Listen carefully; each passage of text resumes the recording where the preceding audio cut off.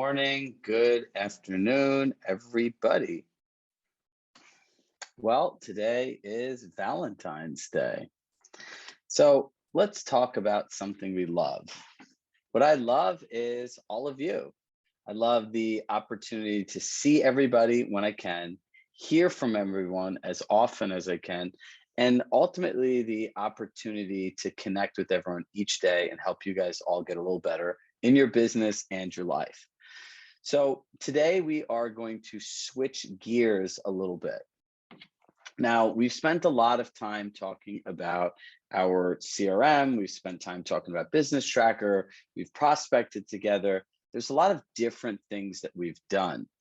Now, one of the things that I want to shift to is your ability to talk to people, right? Because I find you can go around and you find a lot of different training, right? There's so many things on lead gen and marketing and social media and all these different things. But there's one thing that no one seems to talk about anymore. Some good old fashioned sales training. Do you ever hear anyone like launch a sales course anymore? It's like taboo, right? And when I think of sales, I think of conversations, right? Because people could tell you to do all of this stuff, right? Like make videos. Well, great. You can make all the videos you want, but in the end, you still have to talk to people, correct? Now, who here is challenged? You can raise your hand for the few of you who have their screens on, or you could hit yes. Who here is challenged with some of the conversations that they have to have with buyers and sellers today? Shannon, I think you're new here, so welcome. First time seeing you. So, if you think about this, if we are not improving our ability to communicate with people, how much are we really improving our ability to make more income? Pretty simple, right? And if you think about how do I have a competitive advantage, it's really simple. Is number one is spend time on building skills that you know you need that other people won't have. What a beautiful grandchild, Luciana. So if you think about this, right, what is everyone else doing? Well, people are spending time on chasing a lot of shiny pennies. And I always say it's an addiction to next. What's next? What's next? What's next? But I don't want you guys to stop the fundamentals you've built, right? You should be tracking every conversation in your CRM in the notes section, right? It's our responsibility to do that. Number two, Business Tracker is the only place in the world in real estate where you could organize everything in one place. So everything should be there, right? You should be following your journals and reaching out to people every day.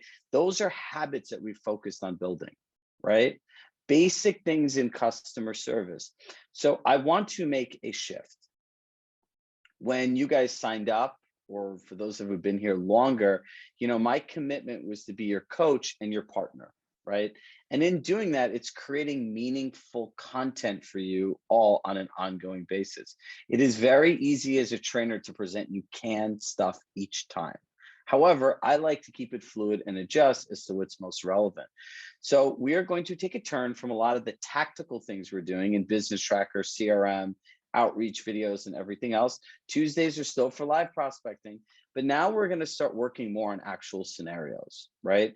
So for this week, we're going to work on our buyer scenarios. So put a scenario that you have in with the buyer that could be challenging, right? And today I'm going to share with you how to add more value to buyers in this market today, right? So we'll be looking at the stuff that's in the chat. Some of these will enter in the community platform. Other of them will be going through in our sessions together. But would it be helpful if I gave you the exact ways to work with people and deal with the challenges that you have in your business? Actively. Hit yes in the chat if it would.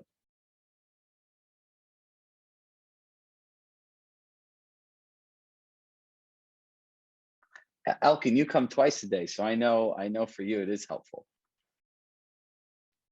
So look, anyone could talk about getting a lead, but I want you guys to convert leads, right? It's two very different things.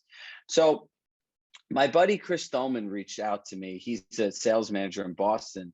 And he said, Shrag, I have to make this boot camp session. I'd love your feedback on kind of what we're doing on adding more value to buyers. And I was like, oh, this is interesting, right? So I was like, write these 3 words down. The first way to add value is just say no. Just say no. Pretty simple, yet can be profound. The reality is, if these are your 3 buyers, and the green one is the actual buyer that moving is a must, right? How can you give this person the right attention if these people really don't have to move, but you're spending time with them, showing properties, updating collections, looking for off-market listings, answering all their questions? You need to say no to the people you need to say no to the people that aren't really buyers. Like, how do you create space in your day? How many people are working with somebody that's not a real buyer? One honest person I could see, Denise. So the reality is there's somebody that must move, and there's somebody that would like to move, and somebody that has a dream of moving, right? So the first thing is, well, not honest because they just can't afford what they want. Then they're not a real buyer, right? All right, so put in your buyer scenarios right now. Put them in the chat right now. Just dump in any scenario you have. And limited inventory is not a specific scenario. That is more of a challenge. So put a scenario in, right? My client only wants X. My client does not want to look at properties, Endless looking, but no action. I have a few unrealistic buyers. What else do people have? See, the beautiful thing about real estate is this.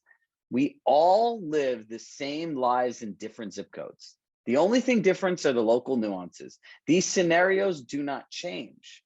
So when we talk about this concept of collaborative learning, well, wait, guess what? Like, we have hundreds of people in our community. So if we can all learn and do this together, keep track of the answers, then practice and implement what we say, as they say, rising tide raises all boats or ships, right? So the first step is just saying no. That's the first place of adding value. The second one is, has anyone taken the time to show you how to win a home in this market? Right? That's the reality. Joanne, if you're buying a house, wouldn't you want to know what it takes to win a home? I would. Okay, so now we're going to go through a couple different scenarios. Now, how many people, and this is my favorite one, these are the extra special, I call these the dreamers, right? Like buyers that are dreamers. How many people say that I have buyers that are saying, you know what, Shrag? Like, and the beauty of this, and I don't know, some of you guys that's here new here, I was an agent from the time I was 23 years old. Through relationships and one lady calling me a liar from a promise I made her 3.5 years ago, I had to do 3 real estate transactions in 2021. So it's like, I still know how to do this. It's kind of fun to talk about this and do them as well. But the reality is I understand these conversations way different than most people did, because this was my entire life for 40% of my life, right? It is not easy to do, because what you need is, number one, a process. You need to understand how to have the conversations and actual sales and influence techniques to do so, right? So let's talk about this. How many people have a buyer that says, you know what, Jake, I just really want to get a deal in today's market. The rates are going up. I don't want to overpay for a home, but I still really need to move. We all hear that very often. Great. Now let's go through doing this. Great. So I would say, Jake, there's only one type of deal in this market. Pause. So when I'm telling you I'm going to teach you real sales, influence, and conversational techniques, I wasn't kidding, right? You say that there's only one type of deal in this market. Pause. Then they're going to go and they're going to say, well, what kind of deal is that, Ian? They're going to say, The only deal that you can get in the market today is winning a home. That's the only deal you're going to get. Would you like me to show you exactly how we could do that? Now, if the person says no, this is not a trick question, are they someone you want to spend time with? Please put your answer in the chat box so I can make sure that we're all on the same page here. No.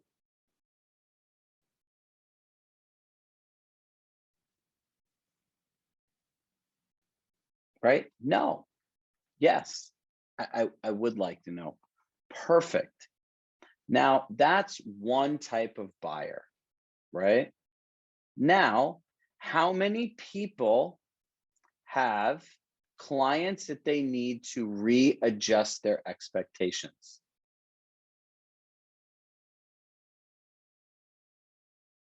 There should be 56 yeses right now. Okay. So, who wants more free time in their life today? Denise, since you're the first honest one, you will be the test subject for this. So this is what we're going to do, Denise. We're going to use bulk email, right? And we're going to send Brooke, tee up the email that we had written from this morning.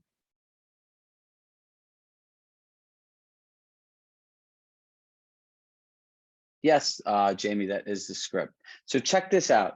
You're going to send every active buyer that's unrealistic, borderline unrealistic, this email. And please pre-frame this. I'm a phenomenal speaker. I'm a great communicator, and I think I'm a very good listener, right? However, commas, semicolons, periods, run-on sentences are not things that I'm good at, right? Like, check all of my grammar, right? Like in any of these emails we send, you can copy and paste them in, but please check them for grammar. I have the writing, I think, of like a 7th or 8th grade child when it comes to like grammar and punctuation. So that's my disclaimer. So your subject line is winning a home in today's market, right? This is what I want you to send every buyer, and we're going to pay attention to who responds. So it's going to say today's market is a new type of market that requires unique knowledge to navigate through. This is building your value proposition. In working with buyers recently who successfully won a home, I realized there's some common strategies used. I would like to take the time, see you're investing time into them, to discuss with you how we can apply those strategies to your home search so you can win a home. When would be the best time to connect? I want you to send that to every single buyer that is not 100% compliant in what you're saying.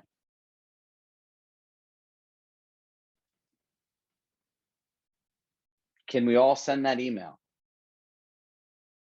Are we all going to get free time back in our day? Okay, so now I have to address the elephant in the room. Number one, there are two things that people are going to think about right now, and I know where your brain's going. What happens if people don't respond or say no? That's one side. And the other side says, well, if they do respond, what do I do?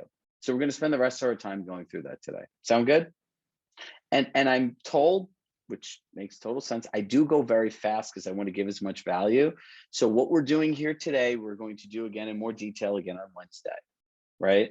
So these sessions that we do are really going to start being focused on scenario and sales training as well, on top of our active prospecting and everything else, because we need to be able to help you while you're in the field. This can't be all theory-based learning. It has to be application-based learning. So now for the people that don't respond to you, I need you to make a note of these people, right? And when they reach out to you, you're going to have to be strong, right? And say that, every buyer that I'm going to work with, I feel it's my responsibility to make sure that you're prepared to win a home. Let's go through doing this. And they could say, Denise, I don't really need to do that. That's okay. And you're going to have to say, you know what, respectfully, this is a requirement that I have because I don't find it that I'm being as helpful as possible if I don't at least let you know what the market is. Sound good? Listen, in the end, the essence of improving your performance, productivity is finding every last little bit of time that you have in a day and getting it back for yourself. Remember, we talked about this. A 5-minute task done 300 times in a year is 25 hours. How many of those extra 5-minute times 300 do you have with buyers that don't buy property? A lot, right? So let's get to the next part of this. Now these people actually want to meet with you, correct? The first question is, and Melissa Rubin will love this. This is a profound, what I'm going to share today. I'm going to have Melissa just unmute herself quickly when we get here, just to say how many thousands of dollars that she's made by making this simple shift. We'll talk about the ones you did with some of with Junaid and some of those other clients and not owning the market. So look, the first question that I would ask everyone is, what do you think it takes to win a home in this market? Right? There's a saying in leadership, meet them where they are. So I asked our leadership coach, David, how do I do that? He goes, simple, just ask them a question to understand where they are. What do you think it takes, Denise, to win a home in this market? Well, cash, I think, and this is generally what people say, and correct me if I'm wrong. You know what? I feel like I have to make a lot of compromises and I have to overpay. Is that the general consensus with buyers? Because guess what? That's the reality, right? So here's what happens. I have to make a lot of concessions and I have to overpay and I'm not really sure and blah, blah, blah, blah, blah, blah, blah, blah, blah. Complain, negative, negative, negative, right? Now, here's what most agents do. Well, Chirag, that's the market. And if you look at interest rates, they're going up. And if you look back a year ago, it keeps going up. And right now is a better deal. This is what people actually tell people.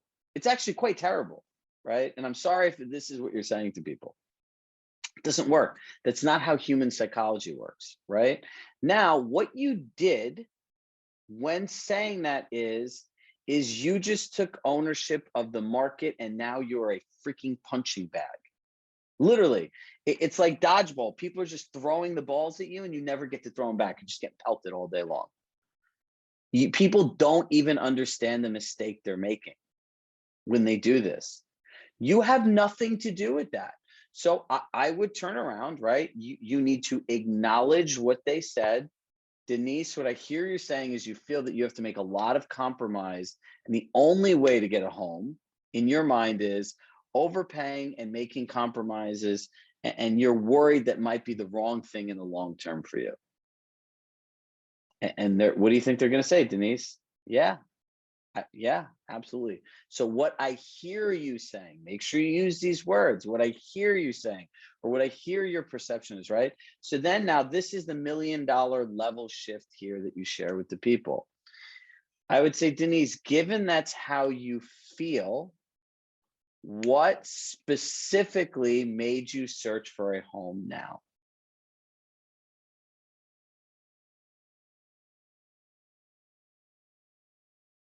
Boom. So now they're going to give you an answer. Now, whose answer is it? Their answer, right? And then the next set of stuff that you ask them is, they're going to give you an answer and you're going to say, okay, so I understand that this is what you made to just look for a home.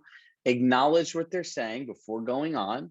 And then you're going to say to them, can either one of us control what other buyers are willing to pay for a home in this market? Can either one of us control what other buyers are willing to pay for a home in this market? No, Chirag, neither one of us can. Boom. Can either of us control interest rates, local market condition, current world events? No. So really what we can control is if this is the right time for us, and if what the market offers us is right for you. So now, Melissa, I'm going to unmute you right now. Unmute yourself. Okay. So you had some very difficult investor clients, and in the beginning, you were the first form of agent that was always trying to explain the market. What happened when you did that? He just wanted what he wanted. And so Chirag, like he does with all of our scripts, he said, say exactly this. I understand exactly what you want. I know you want to buy it 30 cents on the dollar. I don't want to waste any time of yours. And when I have it, I'm delighted to share it with you. What I can offer you is 60 cents on the dollar today, of which he agreed. And since then, 2 years ago, I met him October of 2020. We purchased two properties at 2.4 million, where they're going to be back on the market at 3.9 million because that's where the value is. He bought two properties for a total of $13 million that will close fall of this year. He bought another two properties that totaling $11 million that will close in 2026. And we're still working on additional purchases for his needs. And was he nice to you before this? No, he had like a little bit of no respect. He just thought I was an idiot because I couldn't get him what he wanted. And now we're family. And even though he just yells at me all the time anyway, but we're family, so it's okay. So you see, thank you. I wanted to share this. This client was extremely difficult, right? And as soon as we got this concept of we don't own the market, we don't own the market. And has anyone ever shared with you this concept? Because when I tell this to people, they're like, oh my God, this is amazing. And I'm like, I'm thinking to myself, I'm like, there needs to be a lot more sales training, right? People look at the word sales training as some taboo thing of telling people these shady things that they don't even want to say. We need to understand how to influence people so they can get out of their own way, right? So here's what this generally sounds like.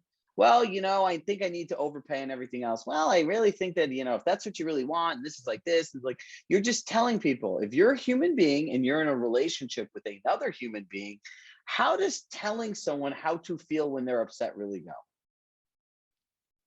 It is a horrible idea. I remember when I was in college, I lived in a building with generally predominantly all women.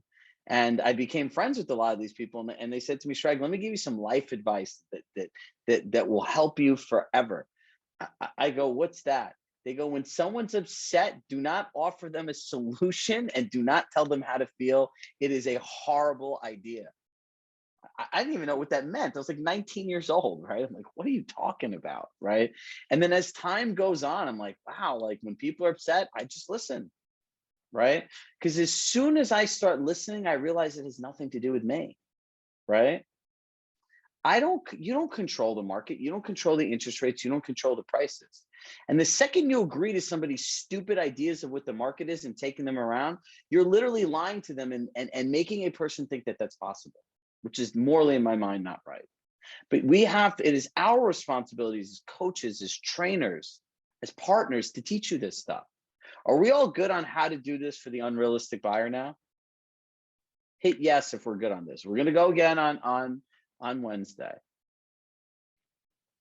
The big block today is what specifically, given that you feel you have to overpay and everything else like that. I don't have enough yeses, so I will be going through this again on Wednesday, don't worry. And I would watch this video again in detail. So what specifically made you search for a home now when you feel you have to overpay and compromise on anything you want in a home? And then let them answer. All right, now let's go through the next part of this, right? In the next 5 minutes, I want to share with you when somebody says yes, what to do, right?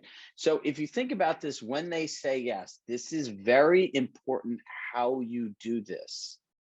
Now, when sharing information tomorrow, right, I could say, okay, hey, look, if you look at the prices here, right, I could say, this is what this says, this is what says, this is what this say. Say there are three things that we want to look at on winning a home. Number one, what's sold, right? This is reality, and this is what every person that owns a home is basing their decision on, right? This is what every person that owns a home is basing their decision on. The reason you're building that in is when they come from some stupid offer, some stupid idea, because they always do, you're going to say, hey, if you had access to that data, would you take less money if this was presented to you? No. So why do you feel that given the other party has this data and so do you, that this would be an offer that won you a home? Ask them the question versus saying, well, like these are what the comps are. And if you don't really pay this much, stop becoming a lecturer, become a conversationalist, right? So we're going to go through the comps. And you're going to say, there are three leading indicators that we need to look at. We need to look at ultimately what the sales price was, the days on market, how long it took to sell, and the list price to sales price, what buyers based on demand are willing to pay for homes. Now, here's the second part. I would go back and said, how much did this property sell for tomorrow? And I would have her speak the answer. When you say it to somebody, it doesn't work. If you have them speak it, they internalize and actualize the information completely differently. Does that make sense, everybody? How much did this sell for? $1,000,001, right? Now, how many days was this on the market tomorrow? 5 days. Wow, do you think, and this is important where you re-engage them, right? You start asking them, did you expect a home to sell this fast? No. Well, what does that tell you, right? So these are ways that you engage them and subconsciously get them to understand in their own words what the market is. Then the list price to sales price, what does that number say tomorrow? 108%, 110%, 110%. That means somebody based on the value paid, how much more than the asking price? 10% more. So that house that sold at 1.1, how much is it? Oh, it's $1 million house. So buyers in this neighborhood, you're saying, so hear this when you ask these questions tomorrow. So what you're saying to me is buyers in this neighborhood are willing to pay 10% more, which is $100,000. Yeah, that's right, Chirag. Do you see how I just completely flipped that? You need to practice this. You need to engage them in this. And if you do this the right way, it is a good way to provide value because now you're educating somebody on the market. So then I would make up the house and I would say, you know what, Ian, I'm going to put this same house back on the market, right? Say this house came back on the market as a house you love. What would you offer? Now, if they offer anything less than 110%, you are going to ask them, well, given this is what you knew it sold for, given that you knew that this was his days on the market, why would you offer less? This is how you understand where their mindset is. Given that they all have access to the same data, right? You could say that, say this house was a comp and in the exact subdivision, the identical house came on the market. What would you do if this was your dream home? And see what they say. Then you go to in contract, right? And then you follow the same process. Like, are the days going up? Are the days going down? Active inventories, like how many choices you have. Now, we're going to get more in depth into this on Wednesday. But is this very helpful, right, in how to talk to people? I understand in a limited inventory market and in the current climate we're in, actual tactical sales strategies and how to have these conversations is one of the single most important things any coach can give you. So I promise you going forward, not for just this week, for the months coming on, that we were going to be building in your actual scenarios. And look, we're going to take your scenarios, take your scripts, and we put them all into our library, and you have access to everything we've done, all of these processes and everything else. And we're going to do our best to answer one scenario from the morning, one scenario from an afternoon session, and put those into our Mighty Networks platform. So you guys start having a playbook that you can go to for how to do this. Sound good? All right, listen, it's Valentine's Day today. So let me say this. I love you all, and thank you for giving me the opportunity to make a difference in your life. It means so much to me that you could be anywhere in the world, spend time with anywhere else in the world, and you choose to be here. So, I love hearing all these emails and messages we read in our platform and messages about success stories and how your business and life got better. So I hope you send that email today and take the time to bring some time back into your day. Show yourself some love by doing this, and I will see everyone tomorrow. Please be ready with your computer for live prospecting. And Julie, thank you for the heart. I appreciate it. All right, guys, have a great one. I'll see you tomorrow.